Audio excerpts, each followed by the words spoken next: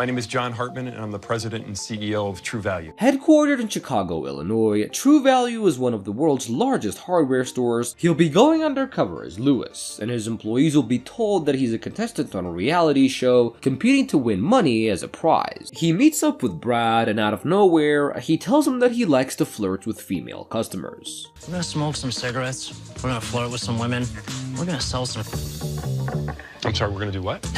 John is confused by the statement and thinks that it's a joke, and he lets it go. Next, Brad takes John on a tour of the store and reveals that he's happy because John is there today, because it means that Brad now has someone else to do his job for the day. Brad also continues to talk about how he'll get the numbers of cute women. After a little time goes by and a female customer comes in, Brad actually serves her well, and he sees that Brad is a very good salesman, and he's also happy that Brad is not being inappropriate with the customers. But that quickly changes when Brad continues talking and reveals to John that he gives his business number to single women so he can go to their home when they have issues and be able to hit on them there. This was really disturbing to John, but things get even worse as Brad tries to hit on another woman in the store and makes inappropriate comments behind her back. He keeps his cool and finishes his shift. For his next job, John travels to Springfield, Oregon to work in a distribution center, and he meets up with Terrell and he teaches him how to scan and stock the products. Right here,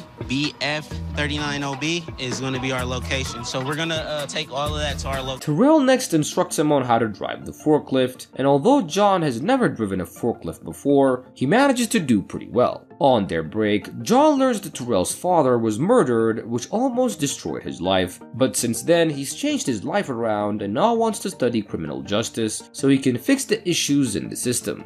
John's undercover time finally comes to an end, and he invites his employees to his office to reveal his true identity. First in was Brad, and as we remember, John wasn't really happy with him, and he directly confronts him about his inappropriate behavior, and he tells him that he was very close to blowing his cover and firing him on the spot. But John had also noticed how good of a salesman Brad is, so he thinks that he should just give him a second chance. So John comes with a proposal, and he tells Brad that he wants to mentor him and bring out the best in him and make him a great employee. Brad is delighted by the offer and immediately accepts, and then apologizes for the way that he behaved and promises to do better. You know, this has been the wake-up call that I need to take direction, and luckily, he's given me an opportunity to do that. Next in was Terrell, and John was touched by Terrell's story, and he admires him for picking himself up after going through a lot, and so he gives him $12,000 to pay off his debt, and another $10,000 so he can go to college, and another $20,000 so he can buy a new car. I'm too excited right now. Like, I just want to go outside and just give somebody a... This boss is gonna try to drive a forklift, but ends up crashing it. Out of control. One more chance? No. My name is Rick Foreman. I'm the founder and CEO of Foreman Mills. Headquartered in New Jersey, Foreman Mills is one of the fastest growing discount apparel merchandise stores in the United States. He'll be going undercover as Brad, a retired football coach, and his employees will be told that he's a contestant on a reality show, competing to get his own business. For his first job, he travels to Chicago, Illinois to work as a sales associate. He meets up with Mishinda, and she takes him to the ladies department and shows him how to stock the shelves. Rick was not good at following instructions, and he kept wandering around without doing his job. Brad, leave that alone. What is this? We haven't gotten to that right yet, Brad.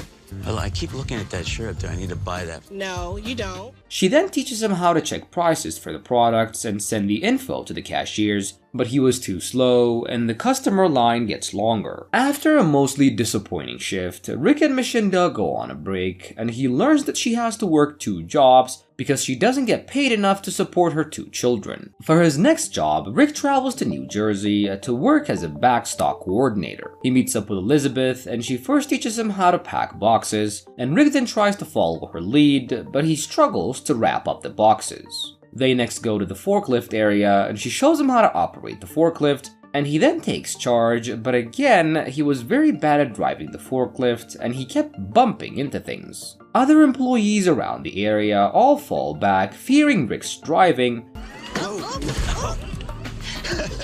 Rick was forced to stop him before he hurt himself or the other employees. Later on their break, Rick learns that Elizabeth has 3 children who she has to raise alone because her husband passed away. For his next job, Rick travels to Totowa, New Jersey to work as a customer service representative. Customer service is one of the most important things to him, and he wants to see how well that store was doing. He meets up with Nikia, and she teaches him how to take care of the customer purchases and also receive payments. She then tells him the company's basic rule, and he learns that employees are told not to greet customers because it's a waste of time. Rick is surprised to hear this, as he believes a customer having a good experience is better than efficiency, but realizes that his push for efficiency may have actually led to this very outcome. This job was supposed to be done by people like Nikia, but since they are not trained, they don't really know what to do with the coupons. Nikia next shows him how to operate the cash register, and Rick then tries to do the job, but he was too slow, and customers get frustrated as they wait in line.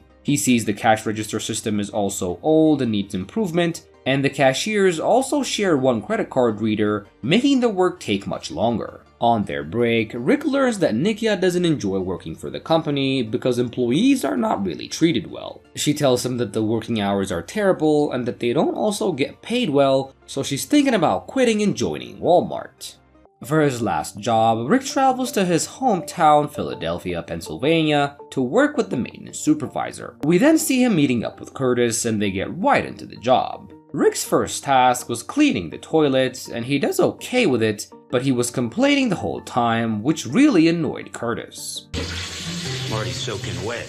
They then do more cleaning in the warehouse, and while working together, Rick learns that Curtis doesn't like to work for the company, and he says that the company treats their employees horribly. He tells them that management doesn't really appreciate hardworking people, and they hire outside people for promotions instead of promoting people within the company that have actually worked hard and deserve a promotion. Curtis wanted to be the warehouse supervisor, and it seemed like it was going to be him, but one day, management just decided to hire people from the outside, which made Curtis lose hope about his future in the company. Rick's undercover time comes to an end, and he invites his employees to reveal his true identity. The first one to find out Rick's true identity was Elizabeth, and he tells her that she was a great employee, and offers to pay for her car loan, and then gives her $15,000 to put toward her children's college fund.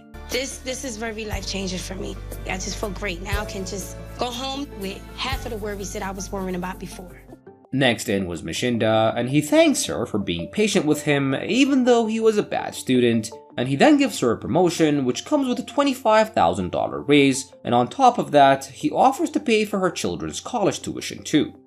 Mr. Foreman is paying for my son's education? I can't believe it. Next in was Nikia, and he tells her that she was a great employee, and then tells her all the cash register systems will be upgraded, which will make her job easier, and he then gives her a promotion which comes with a $17,000 raise, and gives her another $15,000 so she can support her children. To have a better environment now, we can leave the past behind and just start our new lives together. Last in was Curtis. He tells him that he was the most impressed with him and tells him that his salary will be doubled, and he then reveals that he'll be buying him a $250,000 home so he never worries about being homeless again. I'm gonna buy you a house for up to $250,000 for wherever you want it. Let us now follow our next boss, the chairman and CEO of Diamond Resorts International, Stephen Klubeck. I'm Stephen J. Klubeck, chairman and CEO of Diamond Resorts International. Stephen wanted to go undercover because Diamond has been acquiring new resorts, and he wants to make sure that they're all up to quality. He'll be going undercover as Mark, a former construction worker from California, competing on a reality show to win money. For his first job, he travels to Byron Head, Utah, and he'll be going undercover as a guest so he can see how customers are treated. He takes a standard room and starts inspecting it, and it didn't really take him long to find multiple issues like a non-functioning AC. He then calls housekeeping, and RK comes to his room. Steven shows him the issues, and RK tells him that they'll try to fix the issues as soon as possible. But then, RK reveals that management were very slow to respond to issues like this, and says that he wouldn't pay that much money to stay in a place like that. Steven is upset with what he learned, and when RK returns with the materials, he reveals his true identity to him. You're on Undercover Boss.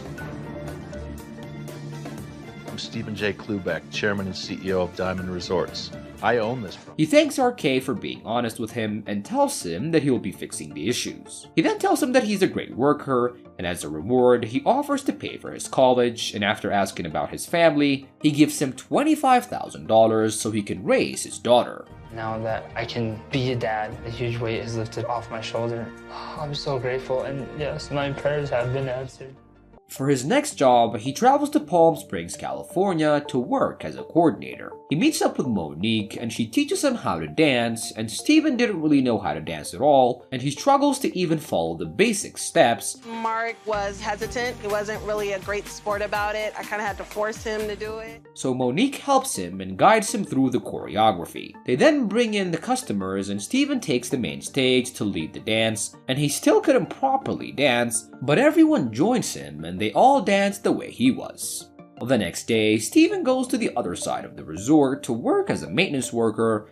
So today I'm going to be doing maintenance, so I can really see what kind of shape this resort's in.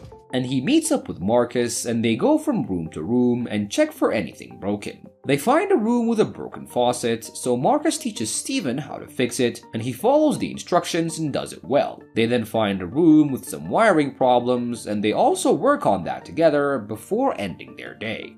For his last job, Steven travels to Los Cabos, Mexico to work in the Cabo Azul Resort. He first meets up with the spa attendant Veronica, and she takes him to the hair washroom and teaches him how to wash and dry women's hair. Steven then tries to do the job and does okay at washing hair, but he struggles to comb the customer's hair and properly use the blow dryer. Am I burning you? Mark is not good for her.